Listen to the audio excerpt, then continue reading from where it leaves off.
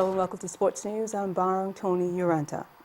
Nigeria Premier League champions Kano Pillars will battle Dolphins in the opening match of the Super 6 on Saturday, January the 24th at the Abuja National Stadium.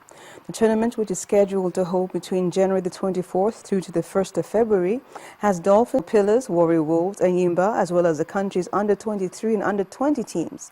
The competition has been organized to help prepare the teams representing Nigeria on the continent and the two national teams which have crucial qualifiers ahead. In the match schedule, the curtain raiser is a clash between Kano Pillars and Dolphins, with Ayimba FC squaring up against the Flying Eagles in the second fixture, while the first match day will end with a clash between Warri Wolves and the Olympic team. Meanwhile, coach of Nigeria's under-23 men's football team, Samson Siasia, has confirmed that he will split the players' camp into two. Siasia will select 21 players for the two warm-up games against Tunisia, while another set of players will be selected for the Super 6 tournament coming up in Abuja. The former Nigerian international said the Tunisia friendly and the Super 6 event will enable him and his technical crew assess the players in camp ahead of the All-Africa Games and next year's Olympic Games in Rio. The team will play the first game of the double headers against Tunisia on January the 24th, with the second game billed to hold 4 days later.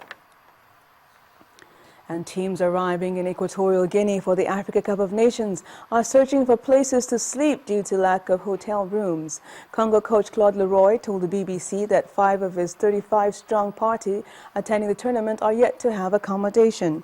He also revealed that the hotel where the bulk of his team are staying lacks running water and has exposed electrical cables.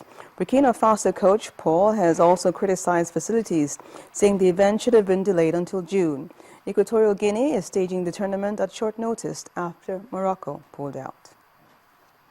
And elsewhere, Arsenal duo Mikel Arteta and Mathieu Diboche are facing 3 months on the sidelines after surgery. Arteta has undergone ankle surgery while defender Diboche has had an operation on his shoulder.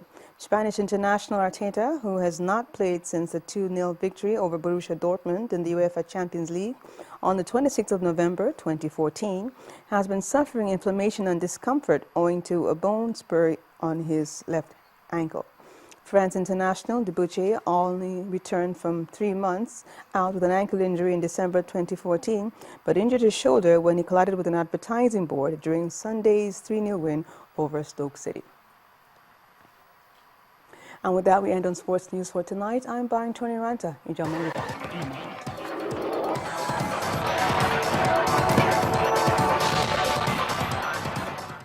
Over now to the foreign scene. Security forces in Belgium have carried out anti-terror raids across the country, leaving 2 people dead. The target is said to be people believed to have returned to the country after participating in the civil war in Syria.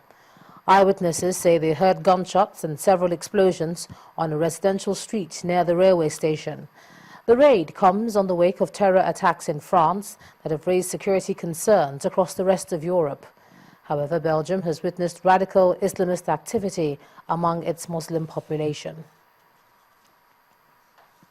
And staying with the foreign scene, funerals have taken place for 4 people killed in last week's attack in Paris on the magazine Charlie Hebdo by militant Islamists. Pope Francis condemned the attacks but warned that there were limits to freedom of expression and people's faith should not be insulted. Here's Cynthia Are with more.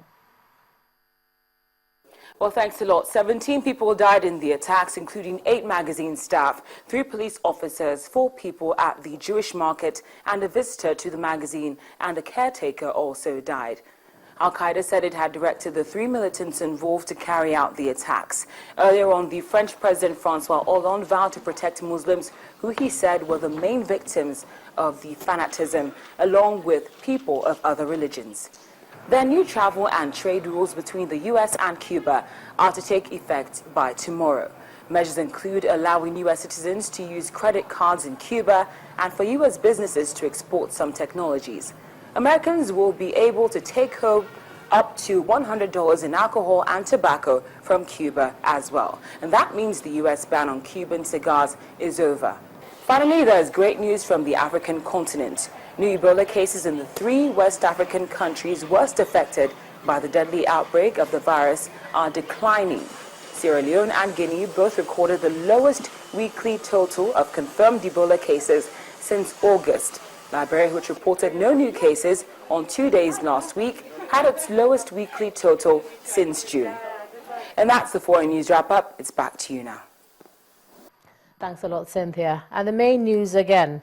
President Goodluck Jonathan today paid a surprise visit to Maiduguri, Borno State, where he met the security forces fighting the insurgency in the area. He also met with the displaced persons and promised that the areas lost to militants will soon be recaptured. Nigeria today marked the Armed Forces Remembrance Day with praise for the nation's veterans and fallen heroes.